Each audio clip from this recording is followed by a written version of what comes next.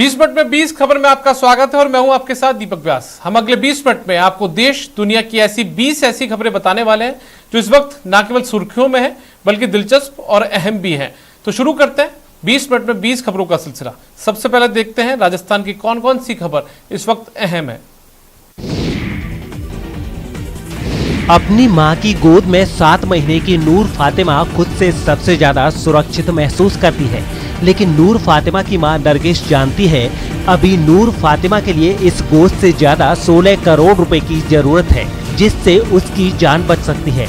दरअसल 7 महीने की नूर फातिमा स्पाइनल मस्कुलर एट्रोफी नाम की गंभीर बीमारी से पीड़ित है और इस जानलेवा बीमारी से जिंदगी बचाने के लिए जिस इंजेक्शन की जरूरत है उस इंजेक्शन की कीमत करीब 16 करोड़ रुपए है। नूर फातिमा के पिता जिशान अहमद घरों में रंग पेंट कर किसी तरह अपने परिवार का पेट पालते हैं। ऐसे में उन्हें समझ नहीं आ रहा कि अपनी फूल सी बच्ची की जिंदगी बचाने के लिए वो 16 करोड़ रुपए का इंतजाम करें तो कैसे करें।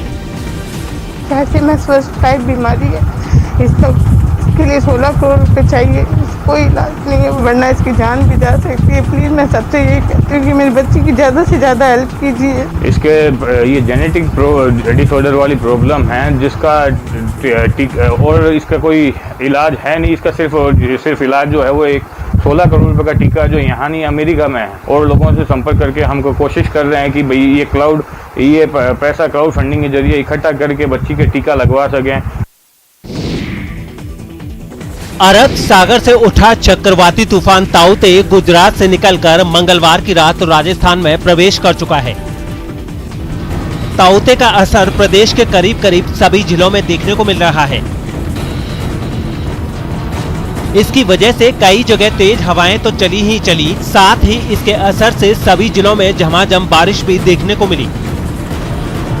तेज हवा और बारिश की वजह से प्रदेश का मौसम खुशगवार तो हो गया है, लेकिन बारिश की वजह से लोगों की परेशानी भी बढ़ गई है। साथ ही कई जगह नदी नालों में उफान के साथ सड़कों और गलियों में जल जमाव की स्थिति भी देखने को मिली है।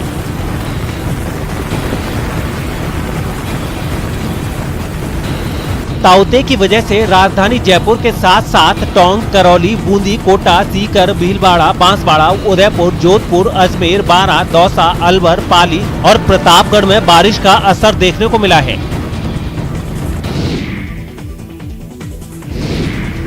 ताउते ने असर क्या दिखाया कि पानी की कमी झेल रही सीसारमा नदी में उफान आ गया। पानी की तेज धार ऐसी कि यकीन ही नहीं हो रहा कि ये मई का महीना है और इस महीने में भी सावन भादौ सी बरसात हो सकती है। नदी में बाढ़ आ सकती है। दरअसल ये ताउते का असर है। आपको बता दें कि चक्रवाती तूफान ताउते के असर की वजह से मंगलवार की सुबह से शुरू हुआ बारिश का सिलसिला बुधवार को भी जारी रहा। बताया जा रहा है कि उदयपुर के गोंगुदा इलाके में 70 मिलीमीटर बारिश हुई है। वहीं उदयपुर के शहरी क्षेत्र में भी 55 मिलीमीटर बारिश हुई। साथ ही कैचमेंट एरिया में भारी बारिश के चलते सीसारमा नदी में उफान देखा गया। खास बात यह है कि उदयपुर जिला प्रशासन ने स्वरूप सागर झील के गेट खोलकर पानी की निकासी शुरू कर दी है और सीसारमा झील से पिछोला झील में पानी की आवक बढ़ने की वजह से स्वरूप सागर झील के भी गेट खोलने पड़े, जिससे पहली बार मई महीने में आयड नदी में पानी का बहाव देखने को मिला है। ताउते ने असर क्या दिखाया। दौसा में मंगलवार की शाम से जो झमाझम बारिश शुरू हुई वो रात भर बदस्तूर जारी रही। उसी बारिश का असर है कि दौसा के निचले इलाकों में सड़कों पर पानी भर गया है।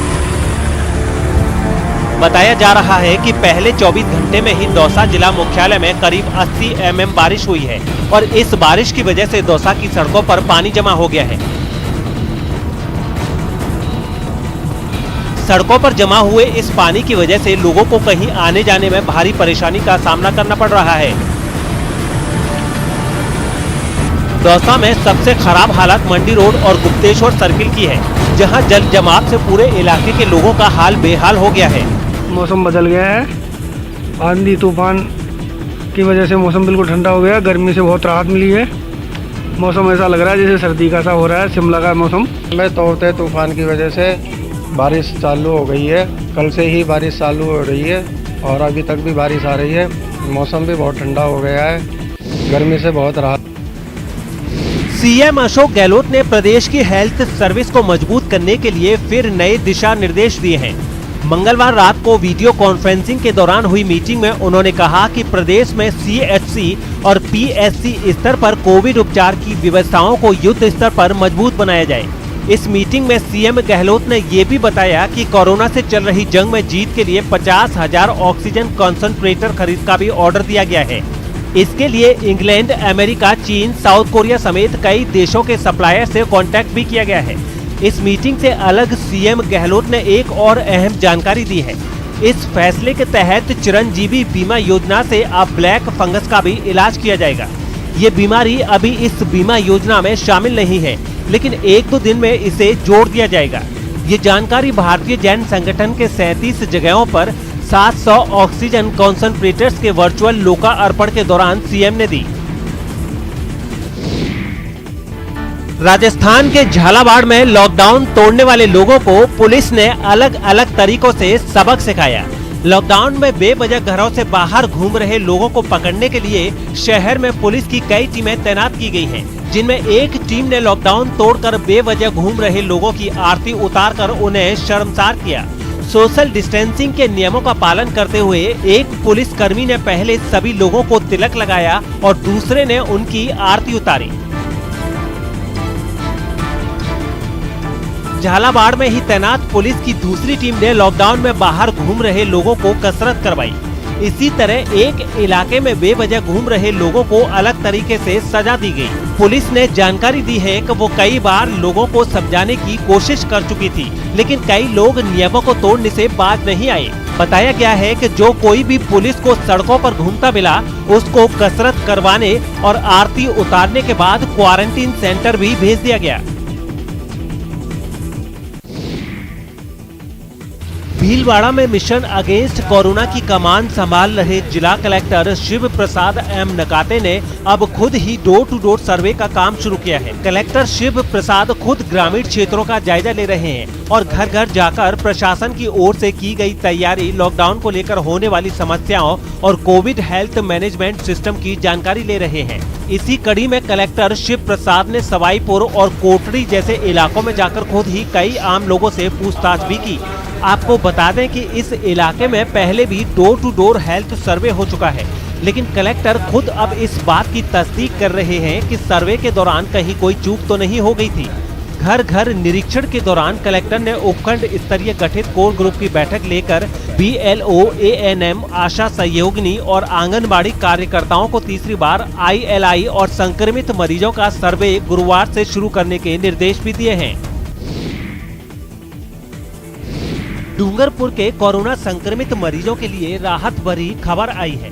यहां ऑक्सीजन की कमी से जूझ रहे चिकित्सा विभाग और जिला प्रशासन को 61 ऑक्सीजन कंसंट्रेटर्स की सप्लाई मिल गई है और इन ऑक्सीजन कंसंट्रेटर्स को कोविड अस्पताल और केयर सेंटर्स में इंस्टॉल भी कर दिया गया है। खास बात यह है कि जिला कोविड अस्पताल में 80 बेड पर पाइपलाइन के जरिए मरीजों को ऑक्सीजन दी जा रही है, तो वहीं 70 से ज्यादा बेड पर मरीजों को सिलेंडर से ऑक्सीजन उपलब्ध कराई जा रही है। आपको बता दें कि डूंगरपुर में एक भी ऑक्सीजन रिफिलिंग प्लांट नहीं है और यही वजह है कि खाली हुए सिलेंडरों को अन्य जिलों से भरवाकर लाने में काफी समय लगता है। ऐसे में जिला प्रशासन के आदेश पर चिकित्सा विभाग में 200 ऑक्सीजन कंसंट्रेटर्स खरीदने की प्रक्रिया चल रही है, लेकिन कंसंट्रेटर्स उपलब्ध नहीं होने की वजह से अभी महज 61 कंसंट्रेटर्स ही मिल पाए हैं, जिन्हें जिला कोविड अस्पताल और वसुंधरा विहार कोविड केयर सेंटर में इंस्टॉल भी कर दिया गया है। जिले में ऑक्सीजन कंसंट्रेटर प्राप्त होने प्रारंभ हो गए हैं। अभी हमारे पास करीब 61 कंसंट्रेटर्स हैं विभिन्न प्रकार के, जिसमें 10 किलो, 7 किलो और 5 किलोग्राम के हैं, विभिन्न कैटेगरी के हैं और जल्दी और हमें कंसंट्रेटर्स प्राप्त हो जाएंगे। कोरोना काल में राजसमंद जिले को एक बार फिर राज्य सरकार की ओर से बड़ी सौगात मिली है। यहाँ देवगढ़ CHC पर सरकार की ओर से एक ऑक्सीजन प्लांट लगाया जा रहा है। साथ ही CHC में 5 वेंटिलेटर भी लगाए गए हैं।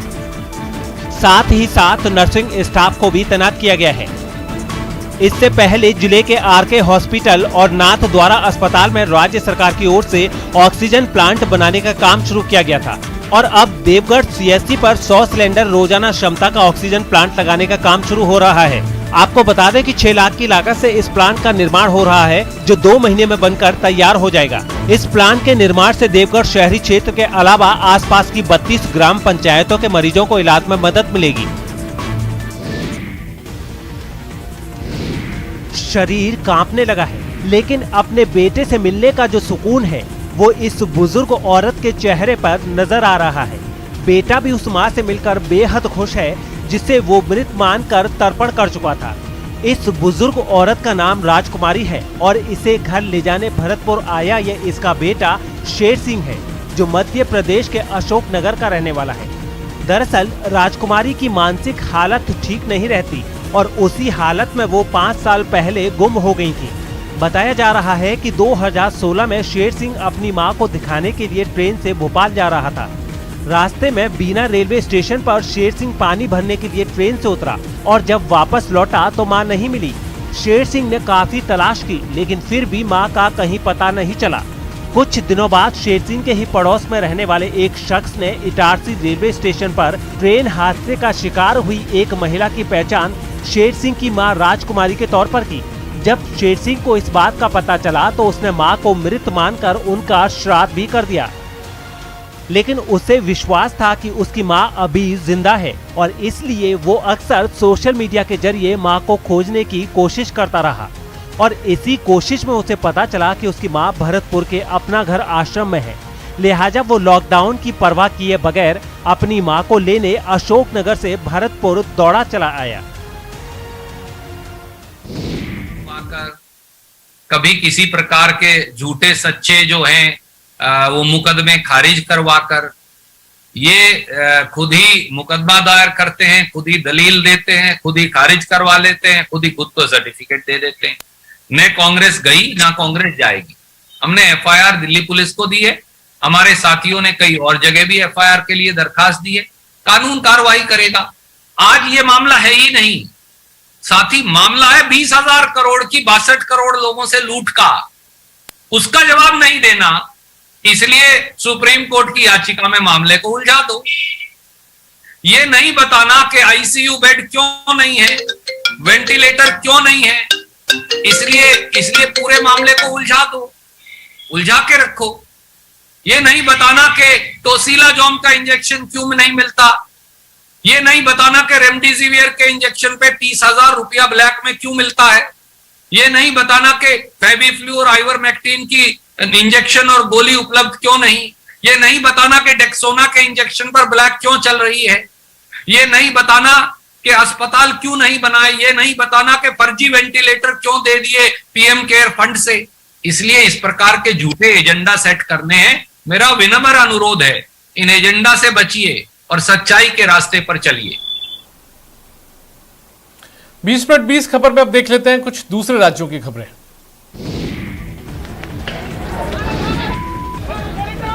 हरियाणा के मेवात से हैरान कर देने वाली तस्वीरें सामने आई हैं। वहां एक लड़के की हत्या के बाद गुस्साए लोगों ने सड़क जाम कर पुलिस पर जमकर पथराव किया। बाद में हंगामा कर रहे कई लोगों को गिरफ्तार कर लिया गया, क्योंकि उन लोगों ने मेवात की सड़कों पर तांडव मचा दिया। पहले तो उन्होंने कुंडली मानेसर पलवल एक्सप्रेस वे को जाम करने की कोशिश की, लेकिन जब पुलिस ने उन्हें खदेड़ना शुरू किया तो वो लोग पुलिस पर ही पत्थर बरसाने लगे। इसके बाद तो पुलिस वालों का भी पारा चढ़ गया। उन्होंने हंगामा कर रहे लोगों को काफी दूर तक दौड़ाया। उन्हें डराने के लिए हवा में कई गोलियां भी चलाई। पुलिस के डर से लोग गलियों में इधर उधर छिपने लगे, लेकिन उनकी ये तरकीब भी काम नहीं आई।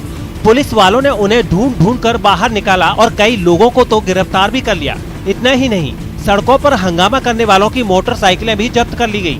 मामले की गंभीरता को देखते हुए पुलिस के बड़े अधिकारी और इलाके के विधायक आफताब अहमद भी थाने पहुंच गए।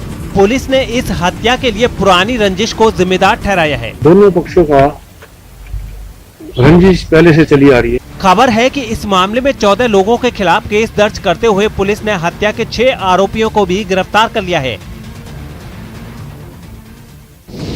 बिहार के मुजफ्फरपुर से दिल दहला देने वाला एक वीडियो सामने आया है, जहां एक कैश वैन को लूटने की कोशिश के दौरान बदमाशों ने एक सुरक्षा कर्मी को गोली मार दी। बदमाशों ने तो अपनी तरफ से पूरी कोशिश की, लेकिन वो अपने इरादे में कामयाब नहीं हो सके, क्योंकि वैन की सुरक्षा में तैनात कर्मचारियों ने भी जवाबी कार्रवाई की, जिसके बाद मोटरसाइकिल से पहुंचे दोनों बदमाश अपनी जान बचाने के लिए वहां से भागने को मजबूर हो गए।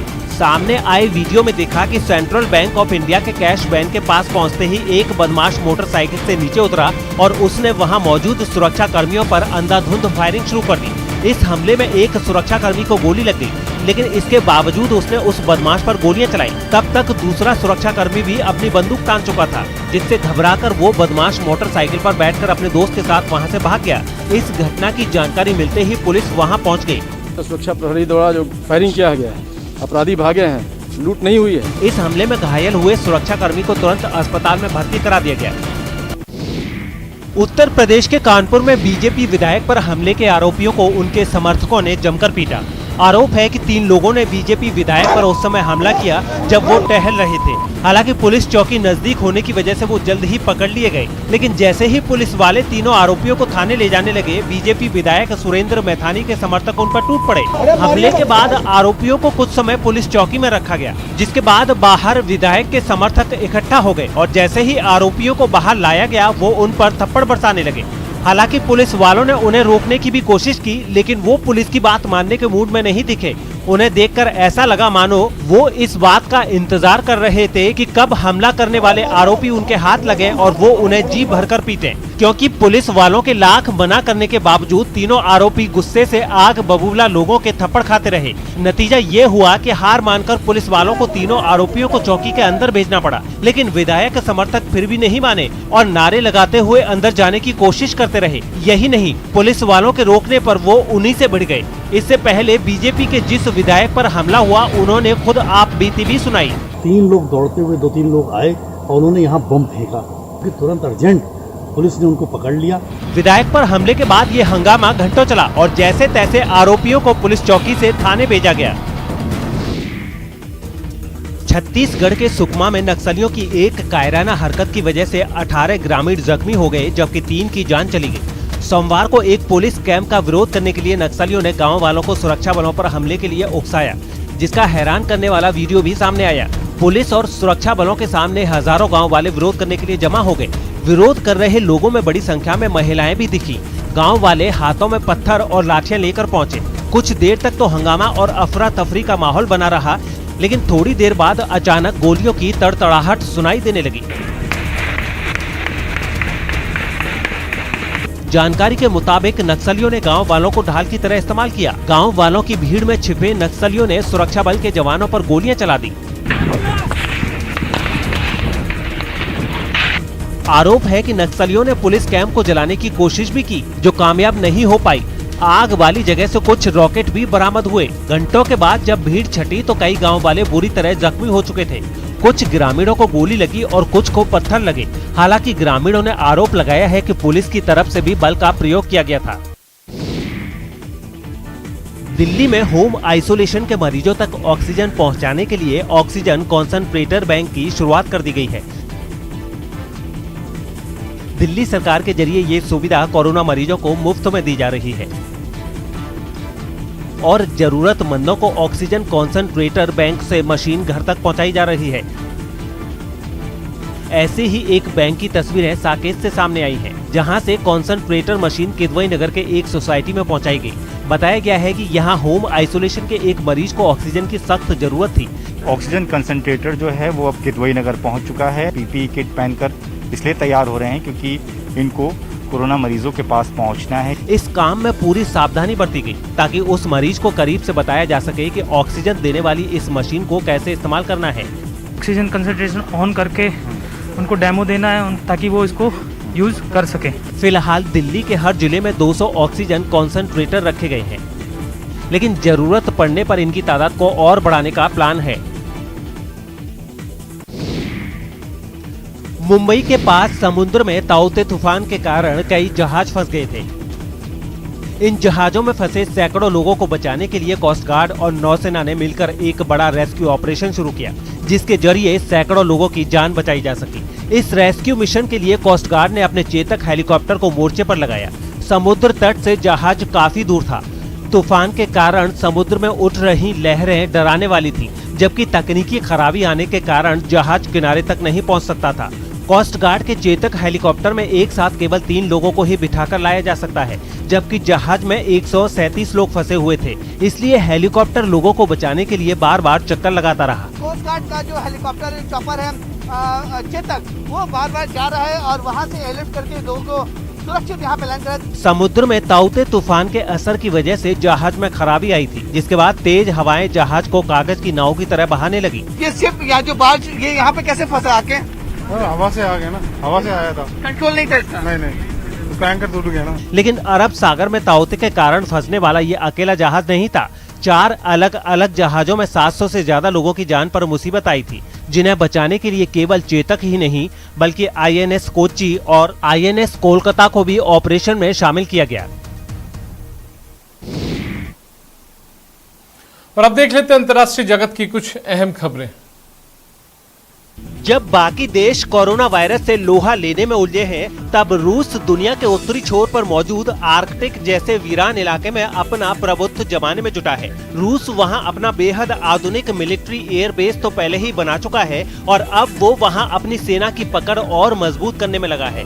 यही वजह रही कि खून जमा देने वाले जिस ठंडे इलाके में दूर दूर तक कोई जीव नजर नहीं आया, वहां रूस की सेना के एंटी शिप मिसाइल सिस्टम दौड़ते दिखे। वीरान इलाके में भी उसके जवान बंदूक ताने मुस्तैद नजर आए। रूस के एयर बेस पर लंबा चौड़ा रनवे भी बना दिखा, जिसके बारे में दावा है कि उस पर हर तरह का विमान उड़ान भर और उतर सकता है, फिर चाहे वो परमाणु फेंकने वाला बम विमान ही क्यों न हो। Сопровождали его, была работа, на протяжении 4 часов мы работали по нему. выдавали всю информацию на вышестоящих। असल में आर्कटिक का इलाका सिर्फ जंग फतह करने के लिहाज से ही अहम नहीं है, बल्कि उसे सोने के अंडे देने वाली मुर्गी भी माना जाता है। अनुमान है कि वहाँ कच्चे तेल और गैस का अथाह भंडार है, इसलिए इससे पहले कि अमेरिका, कनाडा और डेनमार्क जैसे देश आर्कटिक में अपनी जड़ें फैलाएं, उससे पहले रूस ही इलाके पर कब्जा जमाने की फिराक में है। अमेरिका के लॉस एंजलिस के उन जंगलों में अचानक आग लग गई जो पिछले 60 साल से आग की चपेट में कभी नहीं आई। पहाड़ी इलाके में फैले इन जंगलों में जगह जगह आग की लपटें उठती नजर आईं। इतना ही नहीं, पेड़ों और झाड़ियों में लगी आग से काला धुआं भी तेजी से फैलता दिखा, जिसके बाद दमकल कर्मियों ने आग को बुझाने का काम शुरू किया। लेकिन खड़ी ढाल वाले पहाड़ों पर आग लगने की वजह से दमकल कर्मियों को हेलीकॉप्टर का सहारा लेना पड़ा। हेलीकॉप्टरों की मदद से काफी ऊंचाई से आग वाली जगहों पर पानी की बौछार की गई। ड्रोन कैमरे से ली गई तस्वीरों में पहाड़ों पर उड़ते हेलीकॉप्टर नीचे लगी आग पर पानी फेंकते नजर आए, लेकिन सिर्फ पानी की बौछार आग को बुझाने के लिए काफी नहीं थी, जिसके बाद वहां पानी के साथ साथ खास हवाई जहाज की मदद से आग बुझाने वाले केमिकल का भी छिड़काव किया जा रहा है। जंगलों में लगी आग बेहद खतरनाक नजर आ रही है। हालांकि अब तक किसी तरह के जान माल के नुकसान की खबर नहीं है, लेकिन आसपास घनी आबादी होने की वजह से लगभग 500 घरों पर अब भी आग की चपेट में आने का खतरा मंडरा रहा है।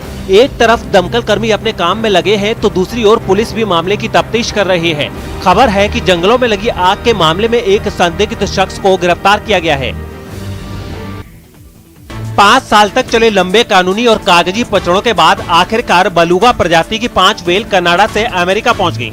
अमेरिका के कनेटिकट राज्य के एक बड़े एक्वेरियम में अब इन व्हेलों पर रिसर्च की जाएगी, ताकि इस प्रजाति के संरक्षण में मदद मिल सके।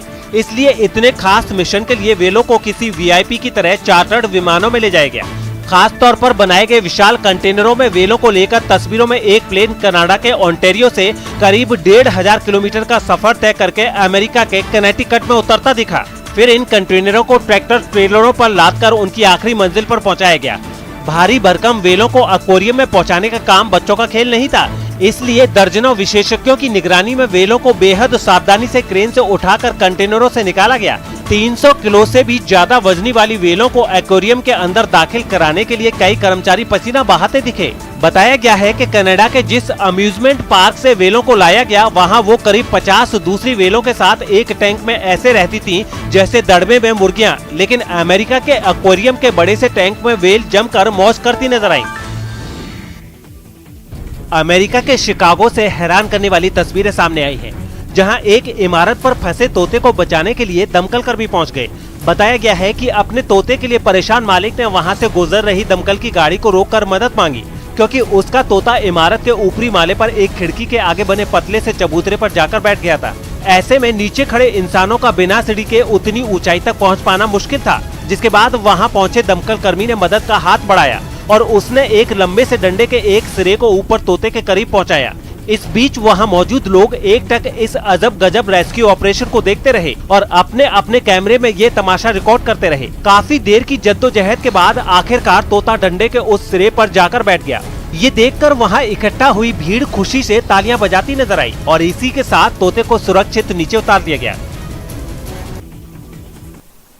इस बुलेटिन में फिलहाल इतना ही। नमस्कार।